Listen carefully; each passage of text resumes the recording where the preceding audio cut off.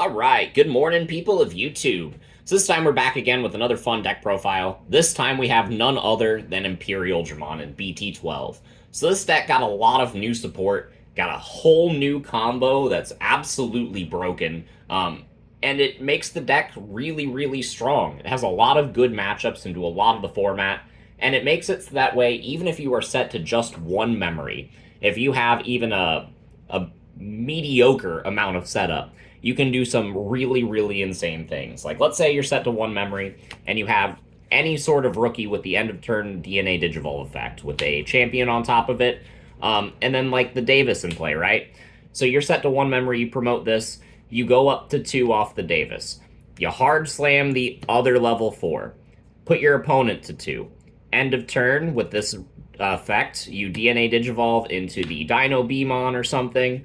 You'll gain the 2 memory back, putting it to 0, making it your turn still.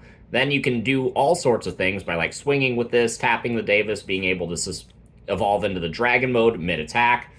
Dragon mode will unsuspend with its own effect, suspend something else. You'll hit over something, trash their security, end of attack, you'll go into the fighter mode for free. You have some really, really, really insane combos and a lot of really cool plays that you can do with this deck. So yeah, we'll go ahead and go into the card by card. Make sure you guys like and subscribe, and without further ado, here are your Digitama. So we're going with 4 copies of the Demi Vmon from the new set. If you got a green card in play, you get to draw. Absolutely fantastic, and I think it's the only egg you need to be playing. Because of this combo, you really only need like 1 or 2 stacks in order to win the game. And if your first stack goes down, it's pretty easy to get the pieces to get into the second one. So, for the rookies, we are playing 4 copies of the new Vmon and 4 copies of the new Wormmon. These cards not only are fantastic searchers, but they have that end of turn DNA Digivolve effect that is so important to this deck's main combo that these cards are absolutely mandatory to max out. And not only that, but they're just some of the best searchers that this deck has access to, so there's no reason why you shouldn't max these cards out. And they're absolutely fantastic at what they do. So for the other rookies, I'm playing 2 copies of the Wormmon from the starter deck. Again, the end of turn DNA Digivolve effect is super important. You want that on your stack 100% of the time, or you're not going to do the crazy end of turn shenanigans with that stack. You actually have to have a lot of setup in order to do any sort of thing like that without an effect like this. So for that reason, I wanted 10 copies of that effect in my deck, and yeah, I really like that. You could bump this Wormmon up, and I think that would be absolutely, okay. Like, especially if you have trouble seeing these cards in your opening turns. But they're great at what they do, and yeah, these are the 10 rookies that I'm playing with those effects. We are playing 3 more. I'm playing 3 copies of the Security Blucomon. So sometimes your rookies will be in your Security. This card puts one of those rookies into your hand, and lets you draw 2 more cards. It allows you to get more pieces into your hand while your opponent is swinging at you. So it lets you get set up for doing nothing. And then, if you draw this card, it's another card that fills your level curve, so it's not bad. It's a 3-cost rookie that you can hard slam.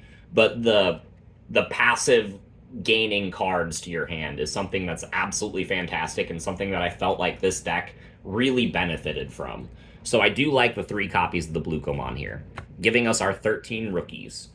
For our level 4s, we are going with 4 copies of the new XVmon and 4 copies of the new Stingmon. Inheritables, this one gives you piercing, this one gives you jamming. Absolutely fantastic inheritables, especially on stacks that can swing multiple times. But these cards have the effect that when you DNA Digivolve at the end of the turn, you gain 1 memory. So if you're hard slamming them, it effectively makes them a 3-cost, which is super important, especially when you're gaining multiple memory off of multiple cards. So yeah, I absolutely love these cards for what they do, and I think that's very important to max both of these out. For the other level 4s, I'm playing 2 copies of the XVmon from the starter deck and 2 copies of Stingmon from the starter deck, for the same reason that I'm playing the other XVmon and Stingmon.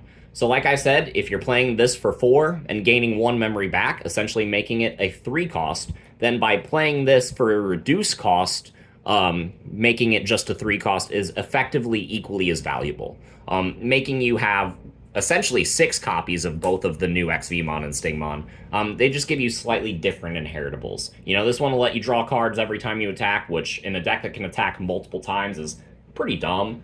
And this card makes your stack 1,000 bigger anytime you attack, which is also kind of dumb, especially since fighter mode off of its own effect will only hit 15,000 tops. Having an extra way to get more DP on that is really, really good against decks like things that play Quartzmon or things that just have generically high DP. So, yeah, I really like the level 4s. I'm not playing any hybrids because I think that my tamers are pretty important for my combos, and I'm not really spending memory setting up multiple tamers. If I see them for the combos, especially this Davis, then I will most likely have it suspended at the end of my play. So hybrid for game is pretty off the table, and I think that these cards are more important to play than any hybrid that you could include in this list. So for the level 5s, I'm including 4 copies of the new Imperialdramon and 3 copies of the new Dinobemon. I honestly think these ratios could be inverted if you so chose. Imperialdramon is a really good card whenever you're on the back foot because it can stun things and trash things from the top of an opponent's evolution stack, which is fantastic. And then Dino B, has that broken inheritable that says you can trash opponent's security, but also making yourself 3,000 bigger, again, is pivotal in certain matchups. And yeah, both of these cards are really fantastic. The Imperialdramon also serves the dual purpose of being able to gain you a memory anytime you attack off of its inheritable. And again, in a deck that swings multiple times, you can use this as a super combo extender and be able to do some really degenerate things. So, yeah, I think these are the level 5s that are mandatory. Again, you could flop these ratios. I don't like the starter deck Imperialdramon because I don't think it's doing what this deck wants to be doing most of the time. Because most of the time you want to be swinging and evolving with Davis and getting multiple attacks with your big Imperialdramon stacks. Especially since so many things in the format can answer your stacks and security. Things like the options that Beelzemon play, things of that nature. Level 5s are just easier to remove. So for that reason, I am playing the 1 copy of the starter deck Dinobemon as our last level 5 instead. This card not only has an inheritable to make our stack bigger, but it lets me suspend a problem Digimon and make it not unsuspend during my opponent's next unsuspend phase. So if you're playing against something like War Greymon, where it gets reboot for just 1 turn and just a crap ton of DP for just 1 turn, and it can double block, you can turn that off and then deal with it later, which is absolutely fantastic. And I think it's something that the deck benefits from having access to. So these are the 8 level 5s that I am playing, and this is the ratio that has been working really well for me. So for the level 6s, we got 3 copies of the new Dragon mode, because this card is pivotal for the combo, being able to swing and then evolve into either a fighter mode or a paladin mode. Keep that in mind, it just says Imperialdramon in its name, which is really important. And also, when you digivolve into this card, it unsuspends. Typically, you're digivolving into this card with the Davis, so you're doing it mid-attack.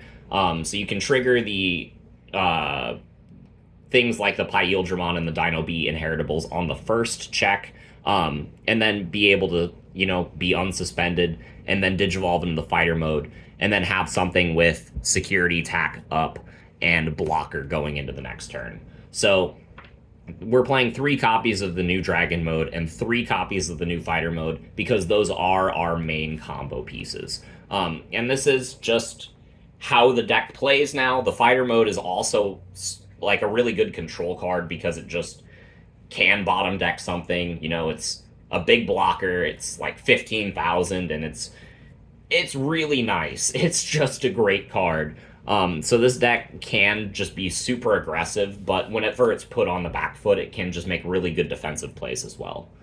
We are playing 1 more level 6. I am playing 1 copy of the old Dragon mode from the starter deck, just because I can pull out the 2 level 4s that I used, and then DNA Digivolve into a level 5 and essentially make this card into a double Hammer Spark at any point in the game. And yeah, it's pretty nice. It's a good card. I think this card could easily just be a fourth copy of the new Dragon Mode, though, because the new Dragon Mode is just so important. But there are times in certain situations where I'll have multiple copies of the Dragon Mode in the hand, and one of them will be this, and this card will be more optimal in that specific situation. So I think having the toolbox kind of variety is nice, but this is one of the least important high-level Digimon in the deck. So we are going into the last Digimon. We got the one copy of Paladin mode. Like I said, the Dragon mode can evolve into this for a reduced cost, making it super, super amazing. It being a Quartzmon answer is fantastic. You know, it'll strip the sources of War Greymon away before bottom decking it so that you can't use the Greymon X protection. This card is insane. It answers a lot of problem decks in the format, and I think playing at least one of this card is really, really important in your bad matchups, especially in your bad matchups. But it makes your good matchups even better.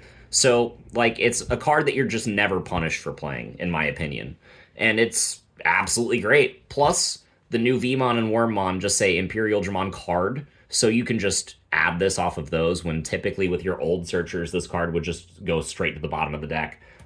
It's way better to play it now than it was in the past. So for the Tamers, we got 3 copies of the new Davis because it's pretty important for the combo, but it is the least important combo piece.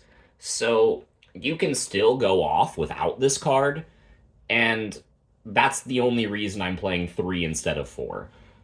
I don't think 4 is good because 4 gets pretty clunky, but I did want to see this card, so I think this is pretty nice. And just, you know, also being able to gain extra memory at the start of your turn makes this card a good inclusion. So I do like the Davis in this deck. We are playing 2 copies of the Davis Ken because this card is worse than it was in previous formats, but it is still good. There will be times that you want more memory because you need a more explosive turn for some situation, because sometimes the standard combo won't do it, you know? So this card is there for that, and it's useful in matchups that, like, require you to go a little bit harder, something like Machine Dramon or maybe Ulforce. But it's super niche, and I think you'll win most of your games without ever playing this card, which is why I cut it down to 2 from previous lists that, you know, used Imperialdramon. You know, this card was a pretty important tamer back in the day. It is still good, but it is much less important now. And then we are playing 1 copy of the old Davis. The card, you know, is your best memory setter, is your generic, just search 2. It's still a great card. You don't need to be at 3 memory in order to do your plays, which is why I cut this card down to 1. But the reason I still play this card is because it is important at reestablishing yourself if your first stack goes down. Like, if your first Imperialdramon Fighter mode goes down, you will have used most of the cards in your hand in order to get that card out. You'll maybe have, like, a rookie or, like, a level 5 left over. Whatever cards you have, this Davis will let you help filter for the remaining cards, and also give you more memory to establish the setup that you need to get that play rolling again. So I think it's important more as a recovery piece than anything in this style of deck, if that makes sense. And for that reason, I think it's a really, really important but a one of nonetheless. So for the options closing out the list, I have 1 copy of Megadeth. This card is really nice. You can put Quartzmon back to hand, and sometimes that's really good. Sometimes you don't want it to, you know, go back to hand, so we also play the 1 copy of the Gigadeth, which can put it straight to the bottom of the deck.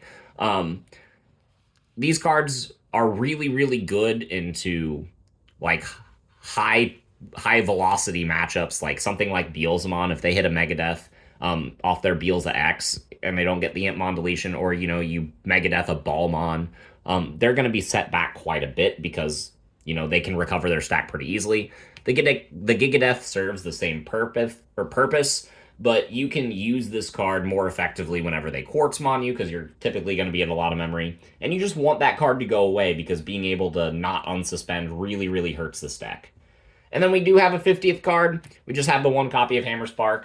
I think this card could realistically be anything else. It could be an HPD, it could be an Ice Wall. I think this deck doesn't need either of those cards, so I did just decide to test the Hammer Spark. It's been nice in security, but it is by far the most cuttable card in the list.